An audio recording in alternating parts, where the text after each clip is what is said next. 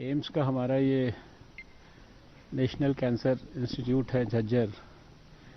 यहाँ पे हमने डेडिकेटेड फैसिलिटी बनाई है अपने कोविड पेशेंट्स के लिए।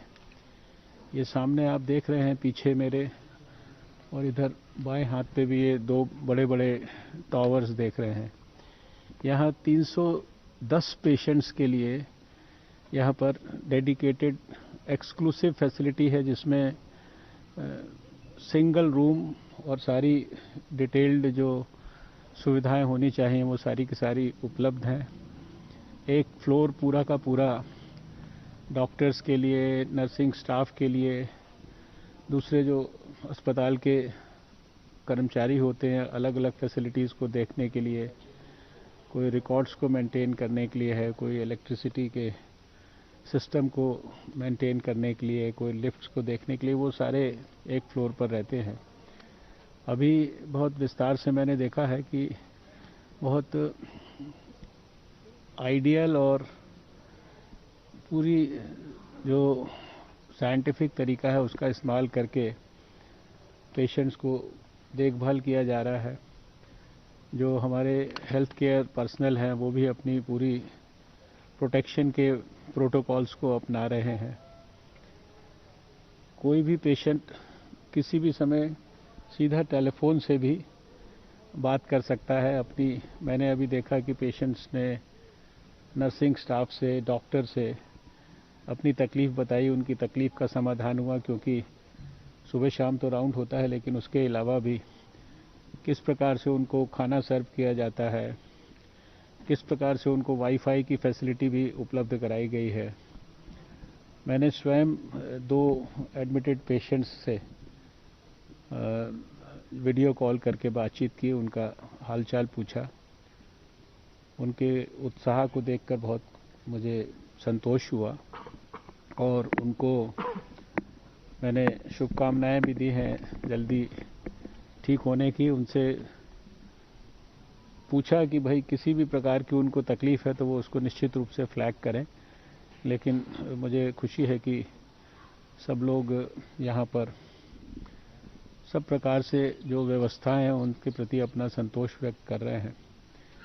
यहाँ इन दोनों टावर्स में जैसा मैंने कहा कि 310 पेशेंट्स के लिए फैसिलिटी है। इसके अलावा जो हमारा मेन अस्पताल है वहाँ पर भी एक पूरे फ्लोर पर 40 आइसोलेशन बेड्स और 25 आईसीयू की फैसिलिटीज़ जो है वहाँ पर उपलब्ध कराई गई हैं। इस समय यहाँ 155 हमारे पास पेशेंट्स हैं यहाँ पर, और 7 पेशेंट्स जो हैं वहाँ पर थोड़ा सा ज़्यादा अगर पेशेंट्स को और ज़्यादा देखभाल की ज़रूरत होती है तो उस ब्लॉक में ले जाया जाता है। वहाँ पर 7 पेशेंट्स हैं। 162 पेशेंट्स जो इस समय एडमिटेड हैं, मुझे इस बात का भी संतोष है कि वो सब स्टेबल हैं। उनमें से किसी को वेंटिलेटर की, किसी को आईसीयू की, किसी को ऑक्सीजन की, इन सब चीज़ों की आवश्यकता नहीं पड़ रही है। तो मुझे पूरा विश्वास है कि जहाँ जहाँ पर भी पेशेंट्स को, पॉजिटिव पेशेंट्स को, या जिनकी रिपोर्ट्स अवेटेड हैं या जो सस्पेक्टेड हैं किसी भी प्रकार की कांटेक्ट की हिस्ट्री के बाद यहाँ लाए गए हैं, उनकी सभी जगह पर बहुत चिंता हो रही। पिछले 2-3 दिन में मैंने सफदरजंग हॉस्पिटल में जाकर देखा है, आरएमएल हॉस्पिटल में जाकर देखा है, लोकनायक हॉस्पिटल में जाकर देखा है, और मैं संतुष्ट हूँ जिस प्रकार से हमारे डॉक्टर्स, हमारे नर्सेज और सारा हमारा जो अस्पताल का स्टाफ है, इंक्लूडिंग सैनिटेशन स्टाफ, इंक्लूडिंग हमारे गार्ड्स, ये सब लोग विषम परिस्थितियों में बहुत अच्छा काम कर रहे हैं। इनका मनोबल भी बहुत हाई है। वो बिना किसी भी बात की चिंता किए अपना काम जो है पूरी गंभीरता और सच्चाई से कर रहे हैं। तो मैं इनको सबको अपनी शुभकामनाएं देना चाहता हूं, और फिर से अपने जो देश के लोग हैं उनको मैं ये अपील करना चाहता हूं कि जो दो बातें प्रमुख रूप से आपको कही गई हैं, एक लॉकडाउन और दूसरा सोशल डिस्टेंसिंग।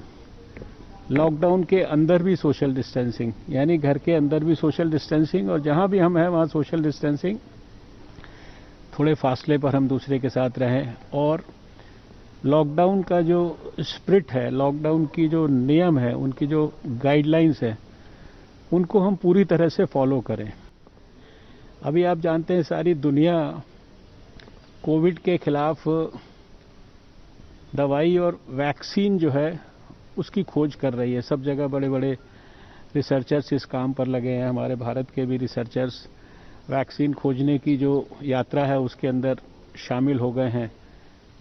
लेकिन मैं ये समझता हूं कि आज जो लॉकडाउन और सोशल डिस्टेंसिंग है, ये शायद कोविड के खिलाफ सबसे बड़ी सोशल वैक्सीन है।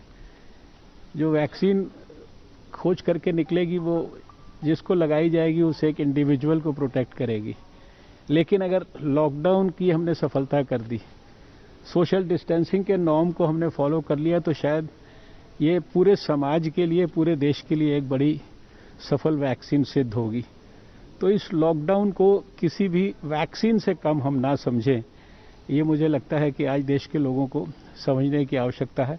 जिस दिन वैज्ञानिक लोग जो असली वैक्सीन है वो खोज लेंगे तो फिर बाकी टीकों की तरह वो भी लोगों को लगाई जाएगी। लेकिन जब तक वो उपलब्ध नहीं है दुनिया में, तब तक इस सोशल वैक्सीन का हम अच्छी तरह से इस्तेमाल करें। प्रधानमंत्री जी ने आज रात 9 बजे के लिए हम सबसे एक अपील की है। हमने 22 तारीख को भी सफलतापूर्वक उनके आग्रह को माना। 25 तारीख को उन्होंने लॉकडाउन के लिए कहा, उसको भी हमने माना। और अब आज जो उन्होंने अपील की है अंधकार से प्रकाश की ओर, ये एक प्रकार से हम सबका कमिटमेंट अपने समाज को बचाने के लिए प्रदर्शित करेगा। मैं सारे देशवासियों को उनके बेहतर स्वास्थ्य के लिए इस अवसर पर शुभकामनाएं देता हूं। सर, दूसरे राज्यों से भी तो लगातार संपर्क? सभी से संपर्क है, ऑलमोस्ट हर रोज मैं लगातार सभी स्वास्थ्य मंत्रियों से बातचीत करता हूं। हमारे अधिकारी भी सारे देश भर के स्वास्थ्य अधिकारियों से बातचीत करते हैं और किसी भी प्रकार से उनको किसी भी तरह की आवश्यकता है उसकी हम पूर्ति करने के लिए सजग हैं। सब प्रकार की व्यवस्थाएं उनके लिए की हैं, सब प्रकार के सहयोग का उनको हमने आश्वासन दिया और सब प्रकार की जो फैसिलिटीज़ वहाँ पर क्रिएट की गई हैं उनको हम लोग स्वयं, हमारे डिपार्टमेंट के लोग मॉनिटर कर रहे हैं। हम स्वयं स्वास्थ्य मंत्रियों के साथ मॉनिटर कर रहे हैं और आप और हम सब जानते हैं कि प्रधानमंत्री जी भी सब चीज़ों को लगातार मॉनिटर करते हैं।